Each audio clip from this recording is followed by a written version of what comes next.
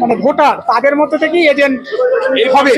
এইটা আমাকে সেক্টরটা জানিয়েছে, এখন আমাকে সেক্টর আপনি এর সাথে কথা বলুন, আমি রিটার্নিং অফিসারের সাথে কথা বলুন। আমি সেক্টরে রিটার্নিং অফিসারের সাথে আমি ইলেকশন এজেন্ট, বিজেপির ইলেকশন এজেন্ট, আমি বিদ্যুৎ কুমার হালদার বলছি। আপনি রিটার্নিং অফিসারের সাথে কথা বলুন।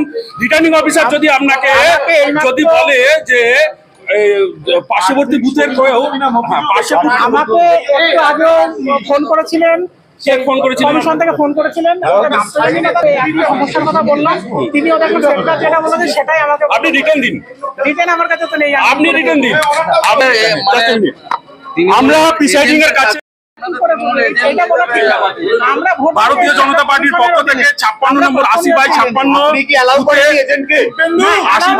নম্বর বুথের প্রিসাইডিং অফিসার আমাদের এজেন্টকে বসতে দিচ্ছেন না। ভারতীয় জনতা পার্টির এজেন্টকে বসতে দিচ্ছেন না। আমরা ওনার সাথে রিটার্ন নেবো, উনি কেন বসতে দিচ্ছেন না? আমরা কোন রকম ভাবে আইন বিরুদ্ধ কাজ করবো না।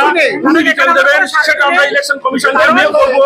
এজেন্ট আমার এখানে রয়েছে, ইলেকশন আমাকে বলবেন এই প্রিসাইডিং অফিসার কেন বলতে বসতে, উনি সঠিক কারণ দেবেন, রিটার্ন দেবেন,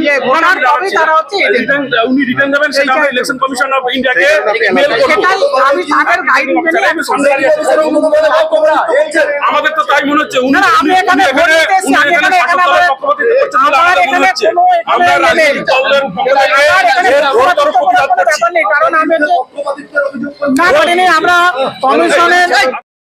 কমিশন থেকে এখন ফোন করেছিলেন, কি সমস্যা আমি সমস্যা জানিয়েছি, উনিও দেখলাম সেক্টর যেটা বলতেন সেই কথাই একেবারে বলি।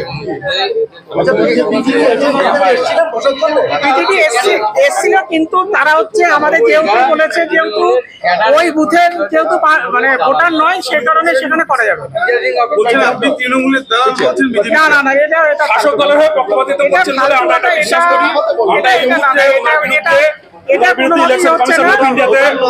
উনি কি বলছেন? বসতে দিচ্ছে না আমাদের, বসা যায় না, বুথের ভোটার হতে হবে। আমি যে বুথে আছি সে বুথের ভোটার হতে হবে, এটা আমাদের বলেছে, সেই কারণে আমরা এটা করেছি। ধন্যবাদ।